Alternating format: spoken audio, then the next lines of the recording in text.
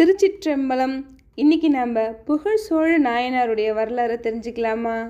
உறையூரை தலைமையிடமாக கொண்டு ஆட்சி பண்ணிட்டு வந்துட்டுருக்காரு. பயங்கர திறமசாலியான இவர் நிறைய நாட்டை கைப்பற்றி பேரரசராகவும் இருந்தார். இவருடைய காலத்தில் சைவம் தழைத்தோங்கி இருந்தது. எல்லா கோவில்லையும் பூஜை சிறப்பாக நடக்கிறதுக்கு ஏற்பாடு பண்ணார். அது மட்டும் இல்லாமல் சிவனடியாருக்கு எந்த குறையும் இல்லாமல் பார்த்துப்பாரு. சிறந்த சிவபக்தராக இருந்து சிறப்பாக ஆட்சி பண்ணிட்டு இருந்த இவர் கொங்கணர்களிடமும் குடபுல மன்னர்களிடமும் வரி வசூல் பண்ணுறதுக்காக அவருடைய ஆட்சிக்கு உட்பட்ட கரூருக்கு போகிறாரு. அங்கே இருக்கிற ஆணிலை அப்புறம் போய் வணங்கிட்டு அப்புறம் தான் அரண்மனைக்கே போகிறாரு. அப்படி அரண்மனைக்கு அவர் போனதும் அவருக்கு ஆட்சிக்கு உட்பட்ட மன்னர்கள் எல்லாரும் திரைப்பொருளை கொண்டு வந்து கொடுக்குறாங்க. யானை, குதிரை, பொன் பொருள், நவரத்னம், அது மாதிரி நிறைய பொருள் கொண்டு வந்து கொடுக்குறாங்க. அவங்கள எல்லாத்தையும் சரி நீங்கள் போய் உங்கள் ஆட்சியை நீங்கள் தொடரலாம் அப்படின்னு சொல்லிட்டாரு. அப்புறம் அமைச்சரை கூப்பிட்டு நமக்கு ஆட்சிக்கு கட்டுப்படாத யாராவது வரி செலுத்தாத அரசர்கள் இருக்காங்களான்னு போய் பார்த்துட்டு வாங்கன்னு அனுப்புகிறாங்க. இப்படி புகழ் சோழனார் கரூரில் இருக்கிற இந்த சமயத்தில் சிவகாமி ஆண்டார்னு ஒரு சிவனடியார் வயசானவர். ஆனாலும் சிவபெருமான் மேலே வச்சுருந்த அந்த பக்தியின் காரணமாக அதிகாலையில் எழுந்திரிச்சு குளிச்சுட்டு நெத்தி நிறைய திருநீர் இட்டுக்கிட்டு நந்தவனத்துக்கு போவார் சிவபெருமானுக்காக பூ பறிக்கிறதுக்காக. அப்படி அவர் பூ பறிக்கும் போது அந்த பூவில் இருக்கிற வாசத்தை கூட அவர் முகந்து பார்க்கக்கூடாதுன்னு மூக்கில் துணி கட்டிக்கிட்டு பூ பறிப்பார். அப்படி பூ பறிச்சிட்டு ஒரு இடத்துல உட்காந்து அழகழகாக மாலை கட்டி சிவபெருமானுக்கு சாத்தி அழகு பார்ப்பார். அப்படி ஒரு நாள் அவர் பூ பறிக்க நந்தவனத்துக்கு போனாரா. அப்போ இந்த ராஜாவுடைய பட்டத்து யானையான பட்டவர்த்தனம் அமராவதி ஆற்றுல குளிச்சுட்டு ஒரு மொத யானை மாதிரி அப்படி வருது கம்பீரமாக. வழியில் இருக்கிற பொருளை எல்லாம் சேதம் பண்ணிகிட்டே வருது. சிவகாமி ஆண்டாருக்கு பின்னாடி வருது இந்த யானை. அதனால சிவகாமி ஆண்டாருக்கு தெரியவே இல்லை யானை வர்றது. சிவகாமி ஆண்டார் 2 குழியில் பூ பறிப்பார். ஒன்று பள்ளி தாமத்துக்கு தனியாக பறிச்சுப்பார், இன்னொன்று மாலை கட்டுறதுக்கு. அது ஒரு கழியில் 2 பக்கமும் கட்டி தொங்க விட்டு தோல் மேலே தூக்கிட்டு வருவார். அப்படி அவர் வரும்போது அவருக்கு பின்னாடி வந்த அந்த யானை அந்த பூக்குடியை பிடுங்கி கீழே போட்டு அந்த பூவெல்லாம் மிதிச்சுட்டு போகுது. சிவகாமி ஆண்டாருக்கு செம்மையாக கோவம் வருது. சிவபெருமானுக்காக மாலை கட்டுறதுக்காக எடுத்துகிட்டு வந்த அந்த பூவை இந்த யானை பறித்து இப்படி வெயினாக்கிடுச்சு அப்படின்னு அந்த கோவத்தில் அந்த யானையை துரத்திக்கிட்டே வர்றாரு. கால் தடிக்க கீழே விழுந்துடுறாரு. அவரால் வயசானவராச்சு எப்படி யானையை துரத்திட்டு போக முடியும்? அதுவே மதம் பிடிச்ச யானை மாதிரி போகுது. இவருக்கா அழுக தாங்க முடியல. அழுதுகிட்டே சிவபெருமானே, இதெல்லாம் நீ பார்த்துக்கிட்டு இருக்கியே, இதெல்லாம் நியாயமா? உனக்காக நான் பறிச்சிட்டு இருந்த பூவை இந்த யானை இப்படி பிடுங்கி கீழே போட்டுடுச்சே, இதெல்லாம் நீ பார்த்துக்கிட்டு தானே இருக்கிற அப்படின்னு சொல்லிட்டு புலம்பிகிட்டே இருக்காரு. உடனே அந்த இடத்துல எரிபத்து நாயனார் வராரு. எரிபத்து நாயனார் எப்படின்னா சிவனடியார்களுக்கு யாராவது தொல்லை கொடுத்தாங்கன்னா அவங்கள ஒரு வழி பண்ணிட்டு தான் என்ன நடந்ததுன்னு விசாரிப்பார். அந்த அளவுக்கு சிவனடியார்கள் மேலே அவ்வளோ பக்தி வச்சுருக்காரு எரிபத்த நாயனார். அவர் அந்த வழியாக வராரு. சிவகாமி ஆண்டார் கீழே விழுந்துட்டு அப்படியே புலம்புறதை பார்த்துட்டு அவருக்கு ஒரே கோவம் வந்துருச்சு. யார் இவருக்கு தொல்லை கொடுத்துருப்பா அப்படின்னு சொல்லிட்டு நேராக சிவகாமி ஆண்டார்கிட்ட போய் என்ன ஏதுன்னு விசாரிக்கிறாரு. சிவகாமி ஆண்டார், நான் சிவபெருமானுக்காக பூ பறிச்சிட்டு வந்தேன்னா அந்த பூவை சிவபெருமானுக்கு மாலை கட்டி சேர்க்க முடியாத மாதிரி அந்த யானை அந்த பூவெல்லாம் பிடுங்கி கீழே போட்டு மிதிச்சிட்டு போயிடுச்சு அப்படின்னு சொன்னது தான். ரொம்ப கோவம் வந்துருச்சு இப்போ எரிபத்த நாயனாருக்கு. என்னது, சிவபெருமானுக்காக நீங்கள் பறிச்சிட்டு வந்த பூவை இந்த யானை பிடுங்கி கீழே போட்டு மிதிச்சிருச்சா? பூவெல்லாம் வீணாக்கிடுச்சா? அந்த யானை எந்த பக்கம் போச்சுன்னு மட்டும் சொல்லுங்கள், இதுக்கு மேலே அந்த யானை உயிரோட இருக்காது அப்படின்னு சொன்னது தான். அப்போ சிவகாமி ஆண்டார் என்கிட்ட இருக்கிற பூவெல்லாம் பறித்து இப்படி கீழே போட்டு மிதிச்சிட்டு இதோ இந்த வழியாக தான் போச்சு அப்படின்னு அந்த யானை போன வழியை காட்டினது தான். அந்த யானையோட வேகத்தோட வேகமாக போகிறாரு எரிபத்த நாயனார். போய் அந்த யானைக்கு முன்னாடி போய் நின்றுக்கிட்டார். கொஞ்சம் கூட பயப்படவே இல்லை. அந்த யானை நம்மளை தாக்குமா, நமக்கு என்ன ஆகும் அப்படி எதுவுமே யோசிக்கல. சிவனடியாருக்கு தொல்லை கொடுத்த இந்த யானை உயிரோடு இருக்கக்கூடாதுன்னு மட்டும்தான் அவர் நினச்சாரு.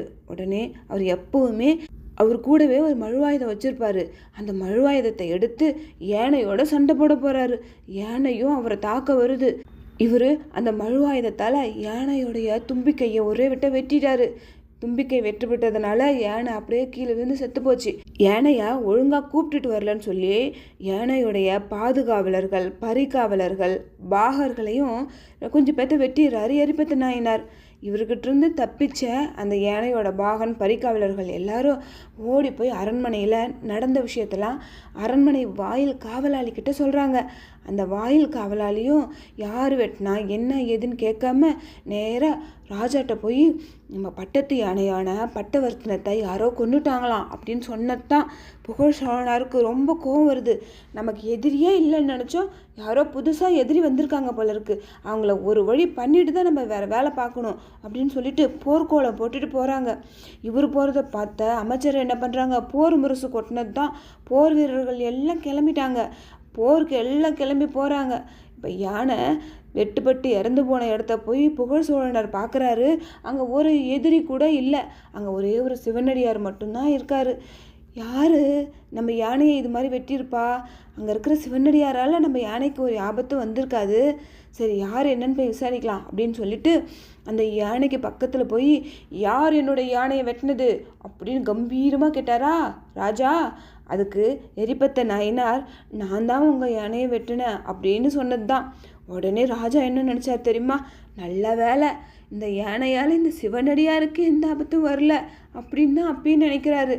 உடனே இந்த யானை ஏதோ தப்பு பண்ணியிருக்கோம், அதனால தான் சிவனடியாராகிய இந்த எரிபத்திருந்த யானையை கொன்னிருக்காரு.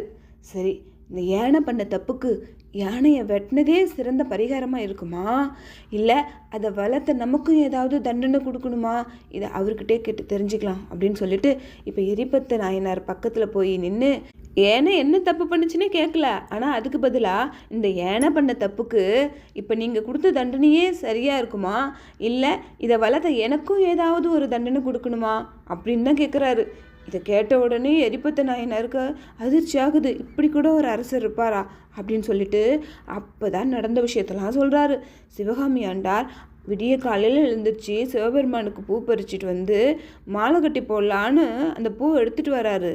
அந்த பூவை உங்கள் யானை பிடுங்கி கீழே போட்டு மிதிச்சிடுச்சு. சிவபெருமானுக்கு இந்த பூவை கொண்டு போய் சேர்க்க முடியாத மாதிரி பண்ணிடுச்சு. அதனால தான் உங்கள் யானையை நான் வந்து வெட்டிட்டேன் அப்படின்னு சொன்னது தான் புகழ் சோழனாருக்கு ரொம்ப அதிர்ச்சி ஆகுது. என்னது, சிவபெருமானுக்காக பறிச்சிட்டு வந்த பூவை யானை பிடுங்கி கீழே போட்டு மிதிச்சிருச்சா?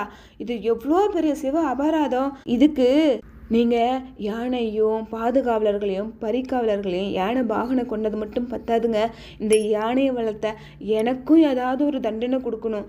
அப்போ தான் இந்த யானை பண்ண தப்புக்கு ஒரு பிராயச்சித்தமாக இருக்கும் அப்படின்னு சொல்லிட்டு அவர் உடைவாளை எடுத்து இப்போ எரிபத்த நாயனார்கிட்ட கொடுத்து, இதால் என்னையும் கொண்டுடுங்க, இதுதான் சரியான தண்டனையாக இருக்கும்னு சொன்னது தான் எரிபத்த நாயனாருக்கோ அதிர்ச்சி ஆகுது.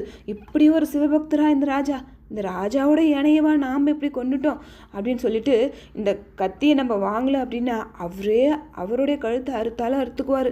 ஒரு சிவனடியார் தற்கொலை பண்ணிக்கிறதுக்கு நம்ம காரணமாக இருக்கக்கூடாது அப்படின்னு சொல்லி அந்த உடைவாளை ராஜாட்டிருந்து வாங்கி எரிபத்த நாயனார் அவரோட கழுத்தை இருக்க போகிறாரு. உடனே பதறி போய் ராஜா எரிபத்த நாயனாருடைய கையை பிடிச்சிக்கிட்டாரு. என்ன பண்ணுறீங்க நீங்கள்? யானை பண்ண தப்புக்கு பிராயச்சித்தமா என்ன கொலை பண்ண சொன்னால் இப்படி நீங்கள் நீங்களே கழுத்தறுத்துக்க போகிறீங்க, இது அதை விட எனக்கு பெரிய பாவத்தெல்லாம் வந்து சேர்க்கும், தயவு செஞ்சு நீங்கள் என்ன தான் கொலை பண்ணணும் அப்படின்னு ராஜாவும், இல்லை மன்னா நான் தான் சாகணும்னு எரிபத்த நாயனாரும் 2 பேரும் போட்டி போட்டுக்கிறாங்க. எவ்வளோ நேரம் தான் பார்ப்பார் சிவபெருமான்.